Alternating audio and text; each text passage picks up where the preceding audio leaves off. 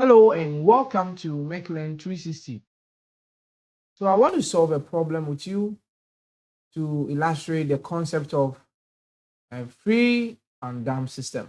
Okay, so let's read the problem together and solve it.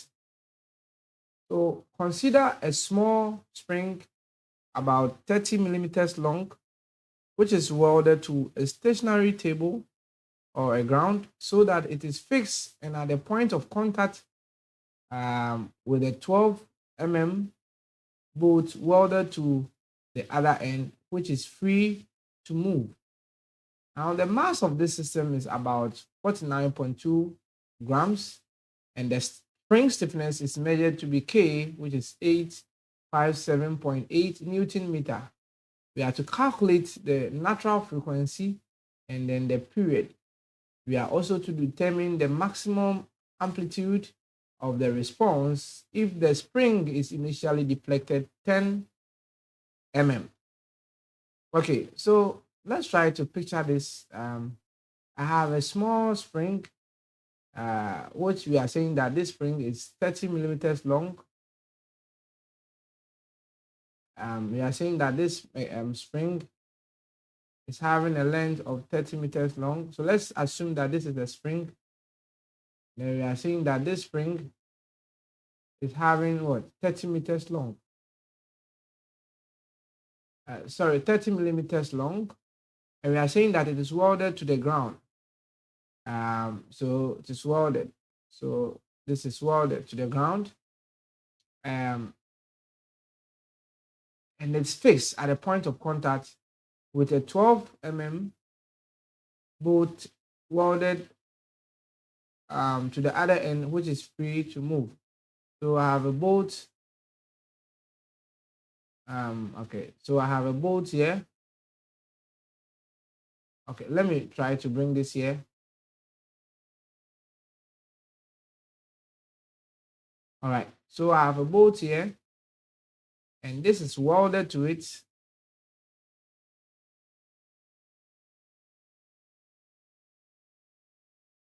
You know, this end is fixed, but this end is free, and this is welded to it. So this can be, no, this is a spring, so I can be doing that kind of motion, right? Okay. And now we are saying that the most important parameter we need here is the mass and then the stiffness. The mass is 49.2 grams, which is the same as what? 492 times 10 minus 3 kilogram. In other words, our mass is what? 0.0492 kilogram. So that is our mass. The stiffness, so our stiffness is also 857.8 Newton per meter. Okay. So the first thing was to calculate, the first thing is they are asking us to calculate the natural frequency and the period. All right, so your natural frequency omega n is the square root of k divided by m. Okay, so how can I calculate the natural frequency? It's going to be the square root of k, which is this, divided by the mass, which is 49.2 times 10 minus 3. And if I do this, I'm going to get, let's pick our calculators and do this together. So I'm going to get square root of 857.8 divided by 49.2 times 10 minus 3. And that's going to be 132.04. So the natural frequency is 132.04 radian per second. We were also asked to find the natural frequency and period. Okay, so the period is actually you know, angular velocity is 2 pi, which is the angular distance divided by the period. Therefore, the period is 2 pi divided by the angular frequency. So this is going to be 2 pi divided by 132.4. And that is going to be what? So I have 2 pi 2.5 divided by 132.04. What is that? I'm going to get 0.0475. So let's say 0.048. 0.048 seconds. And that is the period, right? Means that every 0.04, so let's say every 0.05 seconds, there is one vibration. That is what it means. Every 0.05 second, there is one vibration. Okay. Now the next problem is calculate or determine the maximum amplitude of the response if the spring is initially deflected. Okay, so this is what they are trying to say. At time t equals 0, the displacement of the spring was x naught, which is what, 10 millimeters. Okay, that's what they are actually saying. And then, at t equals 0, you were not given the velocity. Therefore, we are assuming that the velocity at t equals 0 must be 0. All right, the velocity at t equals 0 must be 0. Okay. Knowing this, it must be noted that, in fact, this problem is actually a free undamped system. It's a free undamped system. And for a free undamped system, we said that the response or the general equation is mx dot dot plus kx should be 0. So for this system, it's going to be, or I can also say omega, I can also say that x dot dot plus omega n squared x equals 0. So that I have x dot dot plus omega n squared, and omega n squared is actually when I just divide without taking the root.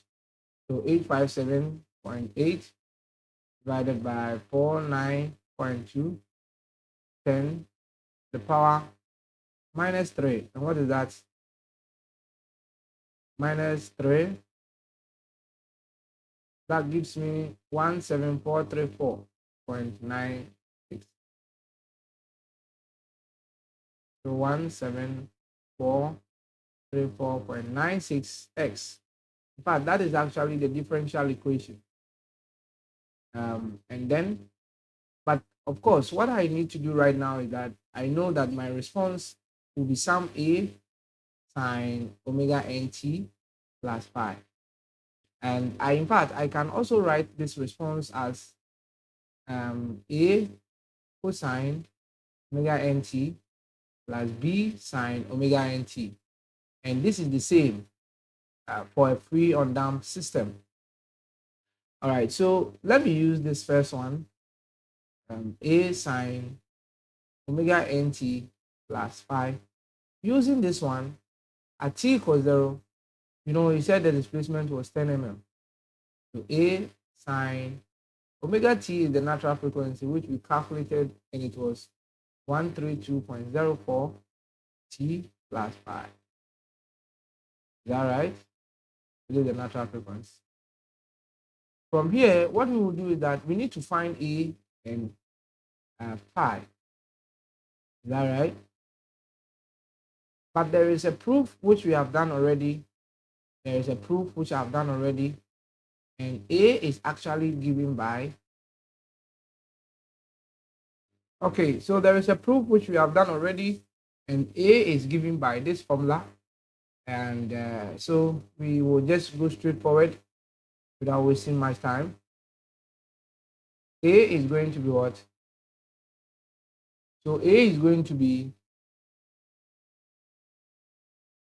so we are saying that A is equal to this. Therefore, A is going to be x naught squared. In fact, x naught is the initial displacement, which is 10 squared multiplied by the natural frequency squared plus the initial velocity, which is 0, divided by the natural frequency squared. And that is A. So that is A for you. And A is going to be 10 squared plus, 10 squared multiplying 132.04 all squared divided by 132.04 all squared. And this gives me 10. Ooh, means that the amplitude A, which I want, is 10 millimeters. How can I also find phi? In fact, there is also a formula to get phi. And phi is given by, okay, so phi is actually given by this equation right here, which is the tan inverse of x naught omega n divided by omega naught, v naught, sorry. So that is phi for us. Therefore, the phase angle phi is going to be tan inverse of x naught, which is the initial displacement, 10 multiplied by the natural frequency, which is the 132.04, and I'll divide it by the velocity. In fact, the velocity v naught is 0, the initial velocity is 0. Therefore, I'm going to get the tan inverse of 10 multiplied by 132.04 divided by 0. Math error. Why math error? Means that phi must be tan 90, or I'm actually doing tan 90, right? Means that pi is actually 90 degrees, right? Or pi on 2. That is why it is giving me math error. Okay, having done this, then I can see that my x of t, which is a sine omega nt plus pi, is going to be 10 sine omega, which is 132.04 t plus pi, and pi is pi on 2, which is 90 millimeters. And that is actually my response. So the problem has been solved. Thank you very much for watching.